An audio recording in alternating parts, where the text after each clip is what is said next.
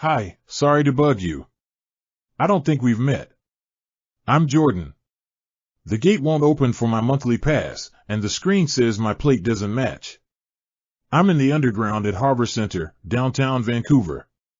I'm already late for a meeting, and I'm not sure if I typed something wrong or if your system changed overnight.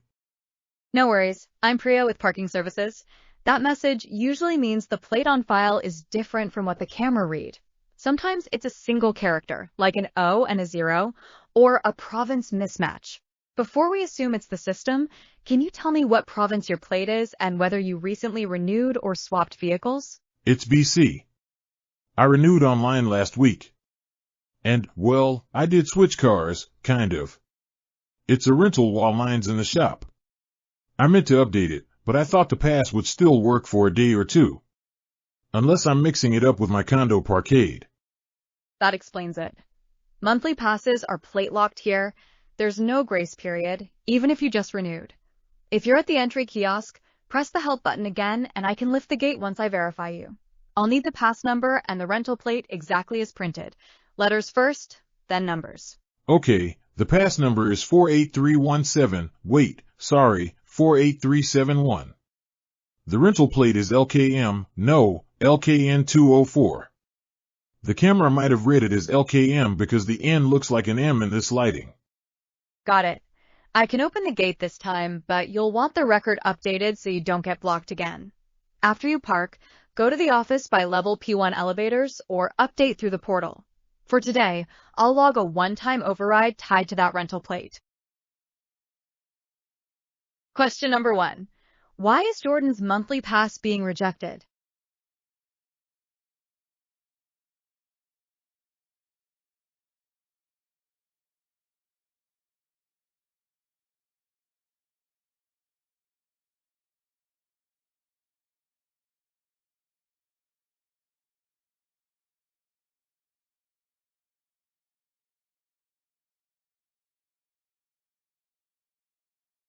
Question number 2.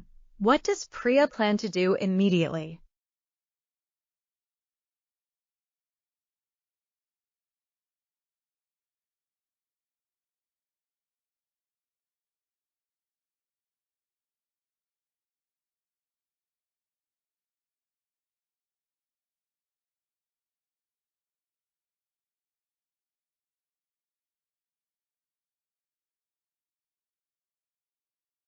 Question number 3. Which image shows the correct next action at the kiosk?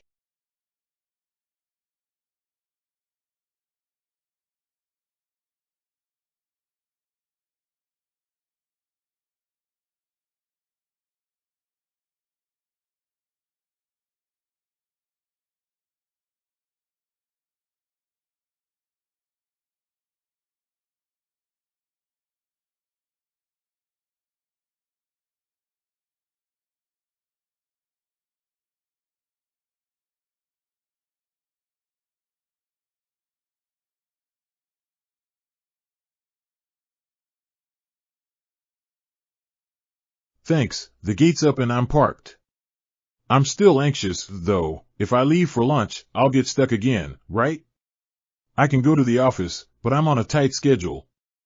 If, hypothetically, I updated the plate online now, would it take effect instantly, or is there some lag that'll make me regret trusting it? Good question. The portal usually updates within 5 minutes, but I wouldn't promise instant. If you must exit soon, do the online update now and keep your confirmation email. Also, because you already used a one-time override, a second override today is unlikely unless there's a system outage. Okay. I'm trying to add the rental plate, but it asks for an effective date. It defaults to tomorrow. I could leave it, since my own car might be ready, yet I don't want to gamble. And I don't want to delete my original plate either, in case I switch back midweek. Set the effective date to today and add the rental as a temporary vehicle. Don't delete your original plate, just mark it as secondary. If the form won't allow 2 active plates, choose temporary replacement and enter an end date, say Friday, so the system automatically reverts. That's the option I see. It also asks for a reason. If I write repair shop, will that trigger extra scrutiny? I'm not trying to bend the rules, just not get trapped at the gate again. It won't penalize you. Put vehicle in service or rental replacement. The only thing that raises flags is frequent plate swapping. Once you submit, screenshot the confirmation page. If the camera still rejects you, the office can match the timestamp and let you out. Question number 4. What is Priya's warning about another override today?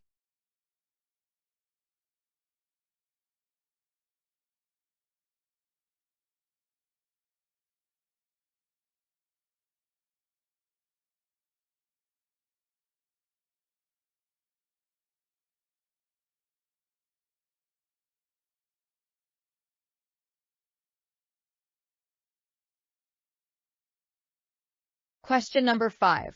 Which setting should Jordan choose to avoid being blocked?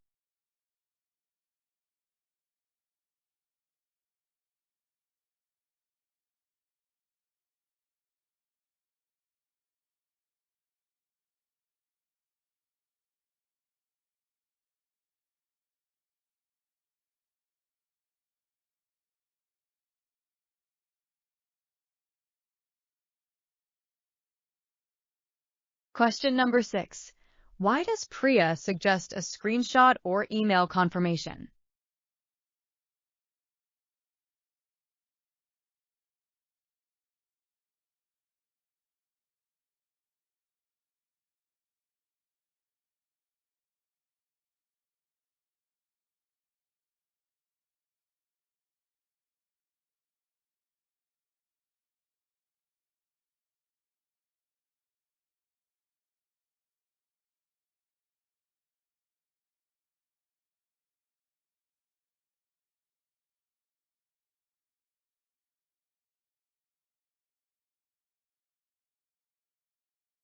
Hi Priya, it's Jordan again. I did the update, got the confirmation, and went to lunch. Now I'm at the exit, and it still says plate mismatch. The weird part is the screen flashes my old plate for a second, then rejects me. I'm worried I said something wrong, or that the system cached the earlier info. Okay, breathe. That flash suggests the account is recognized, but the active plate may not have propagated to the exit reader yet. Tell me the exact effective date you submitted and whether you entered an end date. Also, did you choose temporary replacement or secondary vehicle? Effective date is today, end date Friday. I chose temporary replacement. Unless, this is embarrassing, I might have saved it with tomorrow at first, then corrected it. The email shows the final submission time, though. That explains the hiccup. The first save can cue a delayed change. I'm going to authorize an exit based on your confirmation timestamp and the rental plate. After you're out, stop by the P1 office tomorrow so they can clear the duplicate change request and prevent another mismatch. Got it. So it's not that I'm flagged, it's just two requests colliding. I'll come by in the morning and have them clean it up. Thanks for not making this a bigger ordeal. No problem. I'm opening the gate now. Keep that email handy until the office confirms the account shows only one active change. Drive safe. Those underground ramps can be slick when it's raining. Question number 7. What is the most likely reason the exit reader rejects Jordan?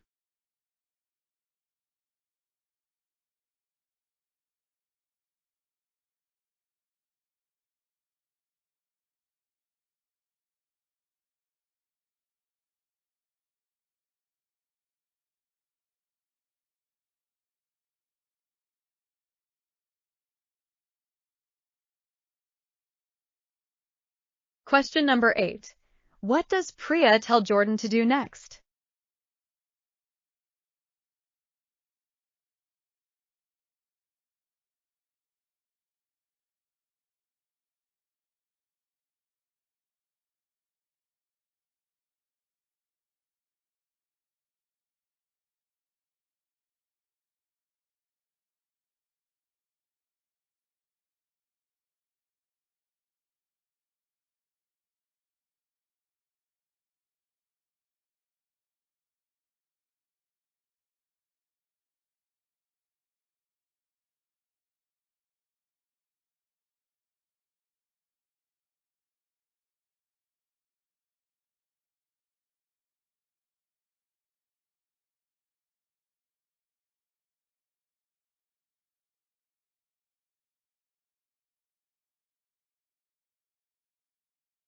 So, quick check, you're still good for tomorrow after work?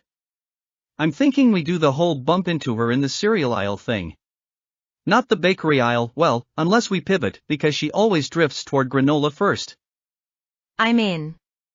And I love the cereal aisle plan because it feels accidental. If we do bakery, she'll clock it as staged. Also, she's been low-key stressed, so the surprise has to be gentle, not confetti cannon energy. Exactly. I already called Lakeshore Market.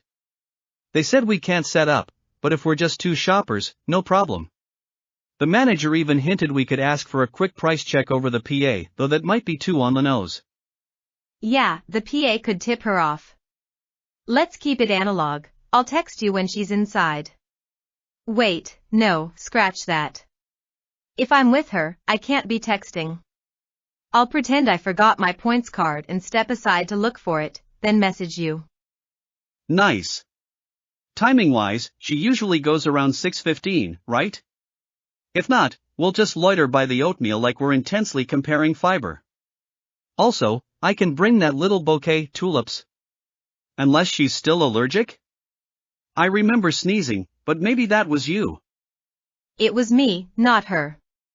Tulips are safe. But keep them tucked in a reusable bag so she doesn't spot them from 3 aisles away. And please don't say surprise, too loud, she hates being the center of attention in public. Got it, low volume, no theater. After we run into her, we steer her to the dairy section and casually suggest dessert. I'll offer to pay for a small cake, well, cupcakes might be smarter because she'll insist on something modest. Cupcakes, for sure. And we should avoid the ones with peanuts, she's fine, but my partner isn't. Then we can say we're heading back to the car and actually walk her out, so she doesn't have to juggle bags alone. Perfect. One more thing, do we tell her it's for her promotion, or keep it vague?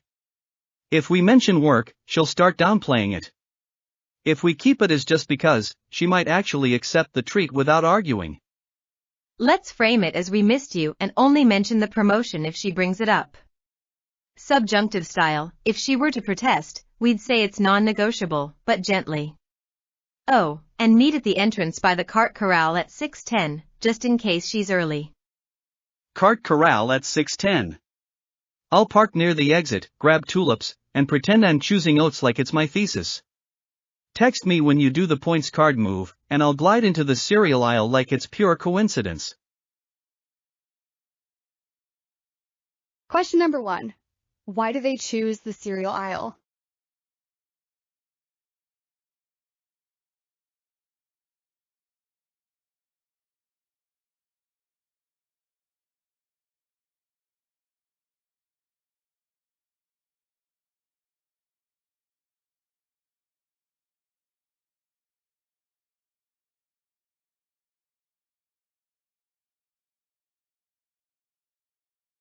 Question number 2. How will Maya signal Evan discreetly?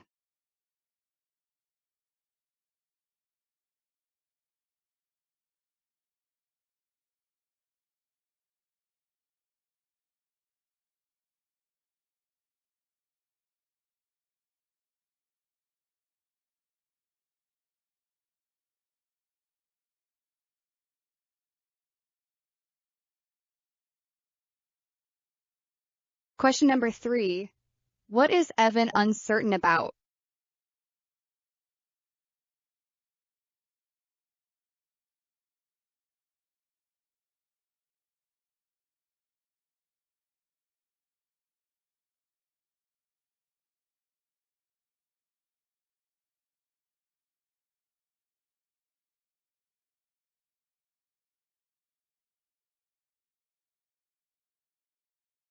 Question number 4. What does Maya's attitude suggest?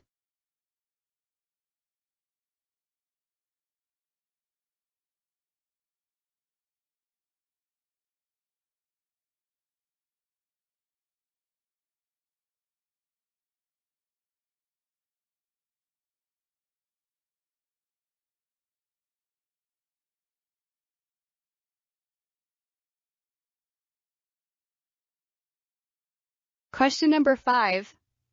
Why keep the reason for treat vague?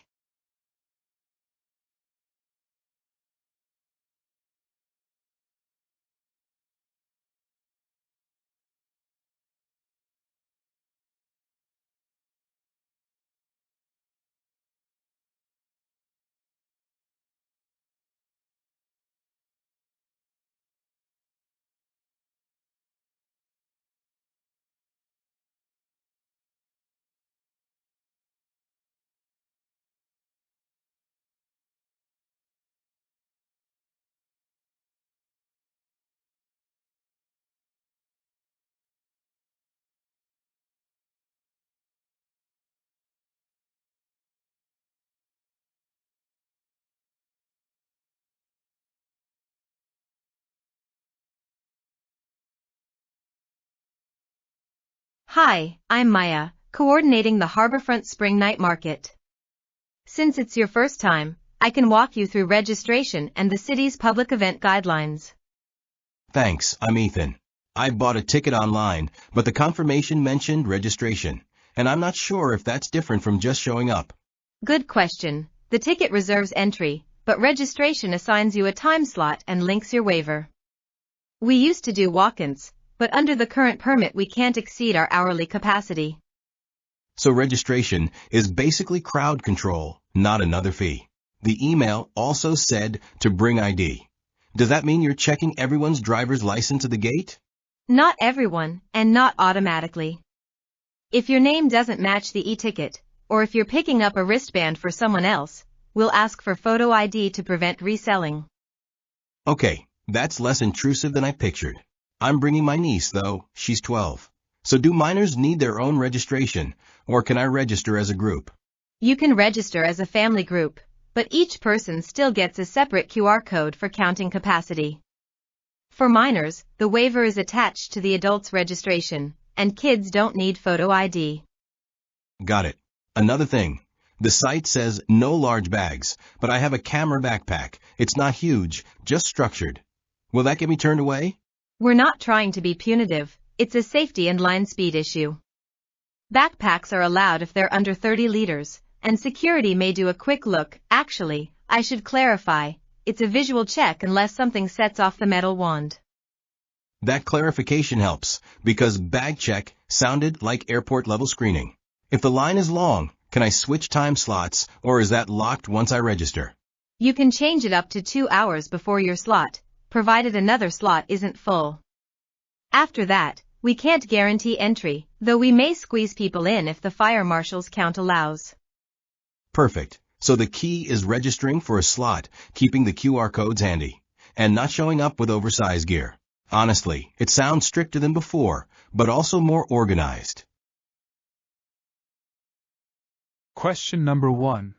What is the main purpose of registration?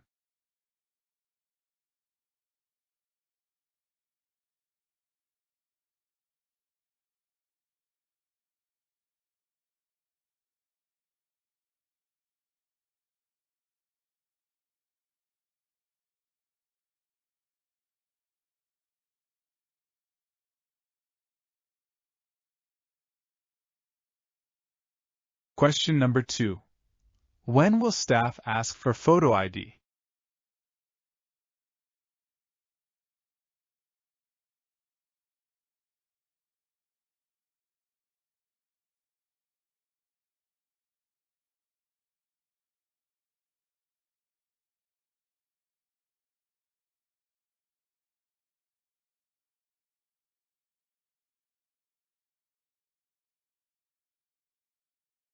Question number 3. How does registration work for Ethan's niece?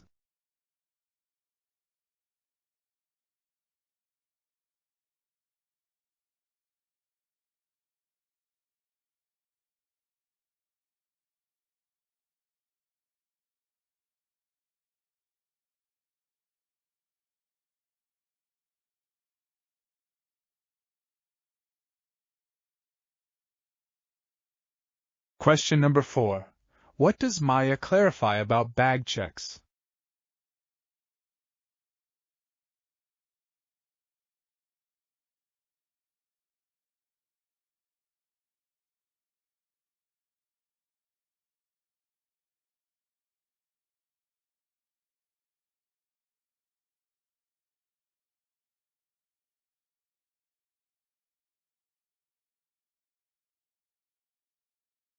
Question number 5. What is implied about changing time slots?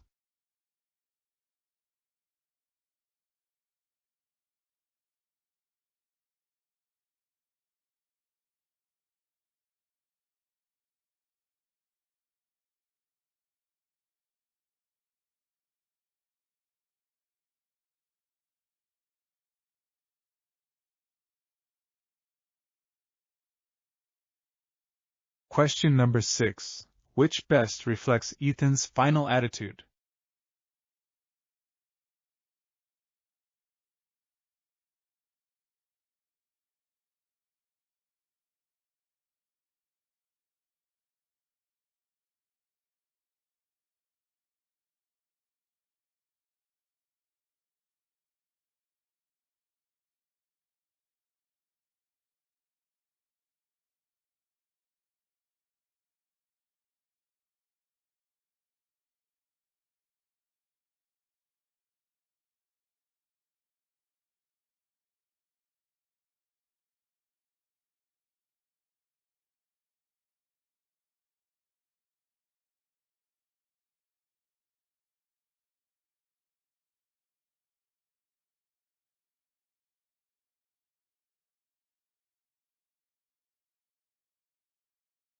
Good evening.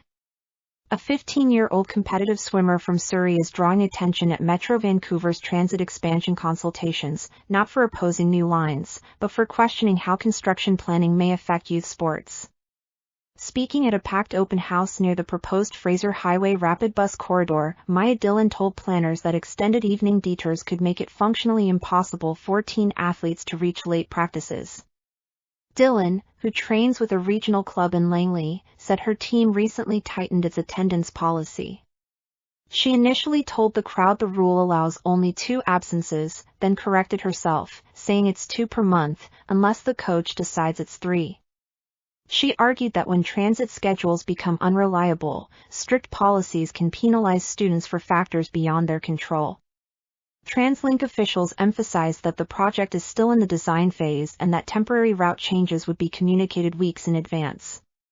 However, they acknowledged that consultation feedback is shaping mitigation plans, including targeted shuttle service to recreation centers during peak construction.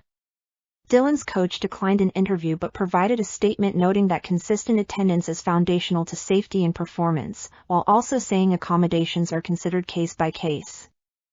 City staff say more public sessions are expected this spring, with a final recommendation to the Mayor's Council later this year.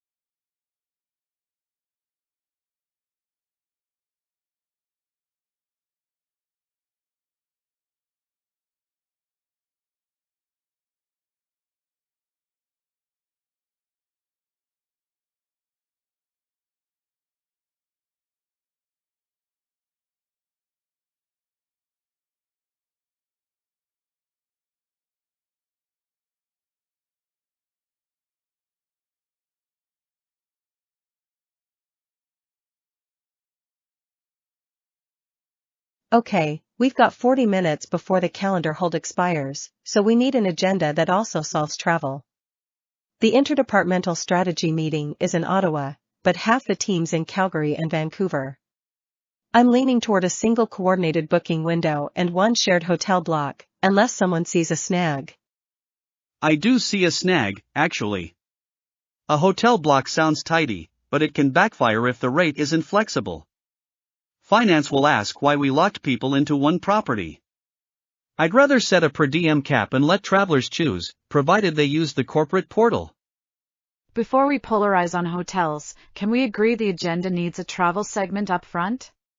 People keep emailing my assistant about flights. If we state, right on the invite, book by next Friday, no exceptions, that alone will reduce chaos even if the hotel approach is hybrid.